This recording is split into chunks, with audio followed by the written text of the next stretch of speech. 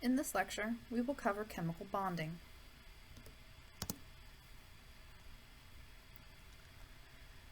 We are going to discuss just a couple different types of chemical bonds. The first one will be ionic bonds. Ionic bonds tend to form between metals and nonmetals.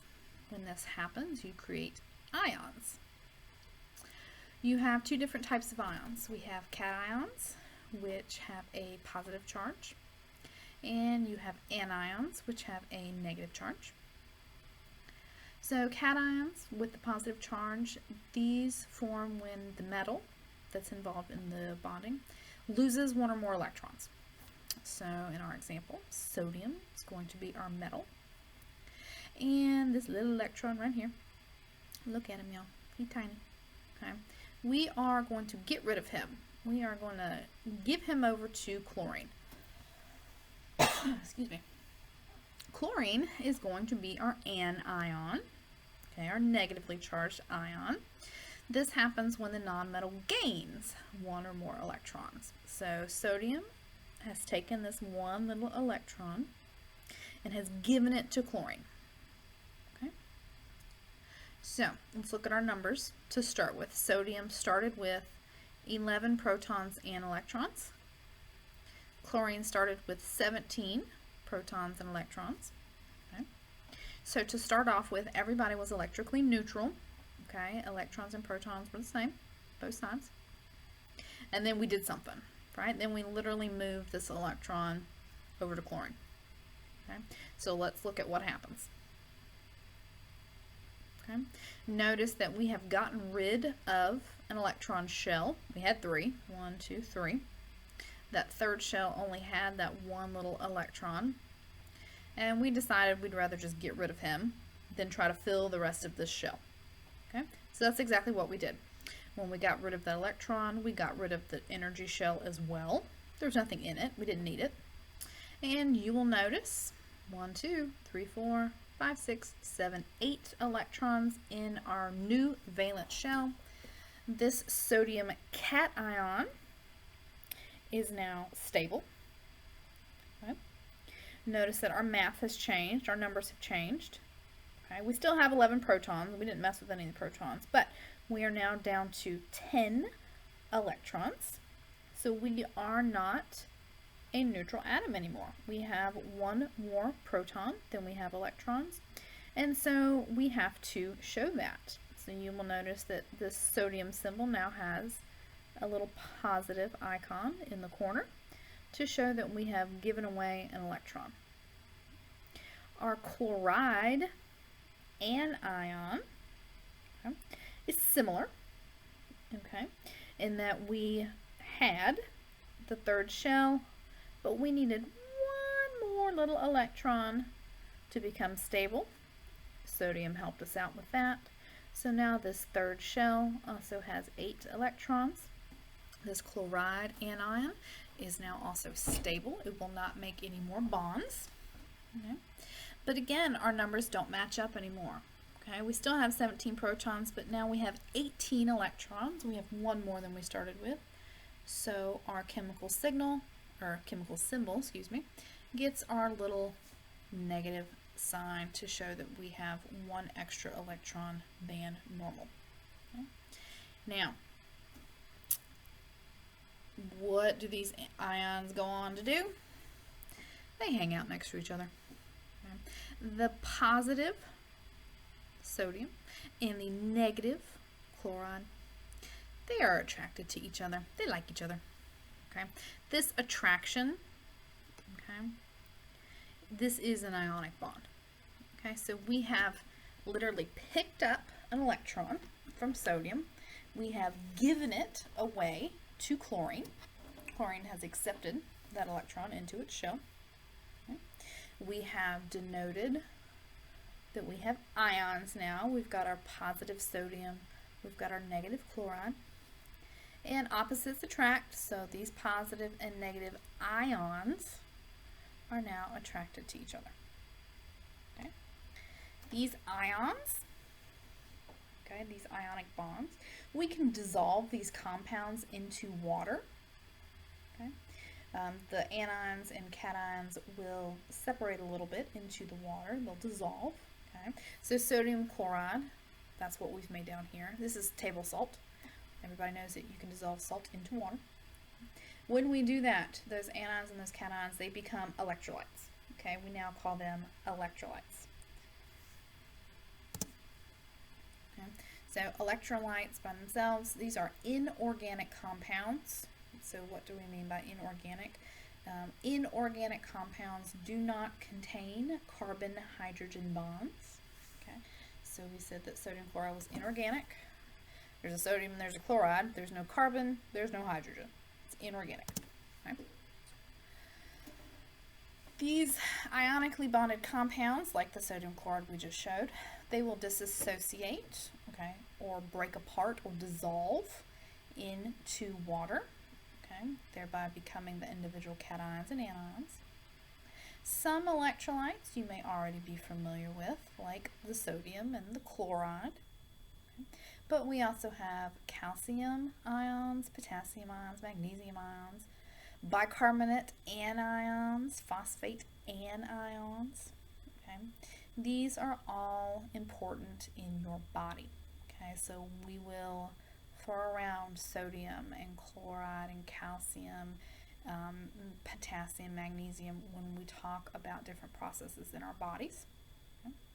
These electrolytes do serve an important purpose. One is osmosis, which is the movement of water, which helps us stay hydrated. Okay.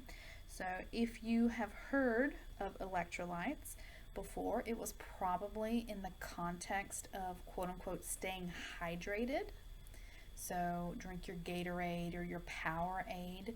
We don't want to just drink straight water when we get very dehydrated, because not only do we need to replace the water, but we need to replace the quote-unquote electrolytes as well. Okay. And then some of these electrolytes, specifically sodium, potassium, and calcium, play a role in muscle contraction and nerve impulse physiology. And I think everybody can agree that your muscles moving and your nervous system functioning properly are kind of important. So again, we really want to make sure our electrolytes are balanced. So that was ionic bonds. Okay, we're going to donate an electron. We're going to accept an electron. Okay. Covalent bonds work quite a bit different. So when we talk about covalent bonds, we are talking about sharing electrons. So we are no longer going to pick up an electron and move it from one atom to another. We are going to share. Okay? Covalent bonds are the strongest bonds we are going to mention. And this comes in two varieties. We have nonpolar covalent bonds and we have polar covalent bonds. Nonpolar covalent bonds share electrons equally. We can share 1, 2, or 3 pairs of electrons to make single, double, or triple bonds. Okay. Polar bonds also share electrons. Okay, we can do the single, the double, the triple, but now we're just going to share electrons unequally instead. Okay, so let's talk about what that means and what that looks like. So we're going to do nonpolar first. So nonpolar covalent bonds, we've got our picture here. We've got hydrogen. Okay, hydrogen has one little tiny electron all by himself. Okay, this hydrogen does, and then this hydrogen would also have one little tiny electron all by himself. We have already learned that if you do not have a full valence, your goal in life is to fill your valence through bonding. Okay? We have also learned that the smallest orbital, the smallest valence shell that you can have, only holds 2 electrons. So hydrogen has 1 electron. He would like 1 more. Coincidentally, each of these hydrogens have 1 electron and would like 1 more. So if they share each of their electrons, then now each of them technically has 2. And those 2 little electrons fill up that valence shell, and this is now a stable hydrogen molecule. Okay. Now, polar covalent bonds we're still going to share. Okay. But now we are going to throw in different atoms. Okay. So this hydrogen, okay, and this hydrogen, they're the same atom. Okay. They are working in the same manner to achieve their goals. Okay. This water molecule, which is our example of a polar covalent bond, a little bit different. Each of these hydrogens, okay, is still looking for one additional electron to fill the valence. Okay. This oxygen atom, okay, if you were to count, okay, if you were to count, then we would have 6 valence electrons all by itself. So oxygen would be looking for 2 more electrons to complete the valence to become a stable oxygen. So oxygen is looking for 2 electrons. Each of these hydrogens is looking for 1. Okay. So this hydrogen will donate its one, well, I should not say donate. This hydrogen is ready to share its 1 electron. This hydrogen is ready to share its 1 electron. And so now we have our full valence. Oxygen was looking for 2. Each of these hydrogens has 1, which makes 2. Everybody's now happy. Okay. So let's talk about the equally and unequally sharing. What are we talking about? Okay. We're talking about a term called electronegativity. Okay. Electronegativity is how strongly you can pull on electrons. How attractive or how attracted to electrons are you? Okay. So when you are talking about nonpolar covalent, we said that everybody shares equally. Okay, so these little guys are sharing their electrons equally. So each hydrogen, okay, can quote unquote pull on electrons with equal force because they're the same atom. Okay. However, if you start bonding atoms that have differing electronegativities, somebody is bound to pull stronger, okay, than somebody else. So this is where the polar covalent bonds come into play. Okay. Notice that over here with our nonpolar example, the electrons are in the middle, and again, everybody's sharing quote unquote equally. Okay. In our polar example, this molecule is a little bit stronger, and so those electrons sit a little bit closer to the stronger atom versus the weaker atom. So if we go back to our water example, oxygen is very, very, very strong. Okay, it really pulls on electrons very strongly, and hydrogen is very, very weak. So you will notice that down here we have no electrons. All of those electrons that are being shared, they're all up here closer to the oxygen, the stronger atom. This causes one more thing to happen. Okay, because we don't have any electrons down here, all that we really have is the 1 proton, okay, on both sides. This creates, everybody see this tiny little symbol? This is a partial positive symbol. Okay, this tells us that there are no electrons down at this end of the molecule, okay, both sides. It's just protons. On the opposite side, we have a partial negative charge, which means there are a bunch of electrons on this side of the molecule. Okay, so these partial positives and this partial negative are going to come back in just a second. So keep those in mind. Okay, so electronegativity, and here we've got a couple more examples. Okay, we're going to compare ionic and covalent. So ionic bonds, if you remember sodium and chloride, we literally took this 1 electron from sodium, we gave it to chlorine. Okay, there's no takebacks. Sodium became a positive ion, chlorine became a negatively charged chloride ion. Okay, sodium went from 11 electrons down to 10. Chloride went from 17 electrons up to 18. Okay, so this was our ionic example. Okay, covalence, we are sharing. Okay, everybody is taking part in sharing. We're not giving away and receiving. We're just sharing. Okay. We said that if there's a big difference in electronegativity to where one atom can pull more strongly, then those electrons will sit closer to that stronger atom. Okay. This will create that partial negative charge on one side. This side would have our partial positive charge. While in ionic bonding, the difference in electronegativities is so great that our stronger atom just takes them.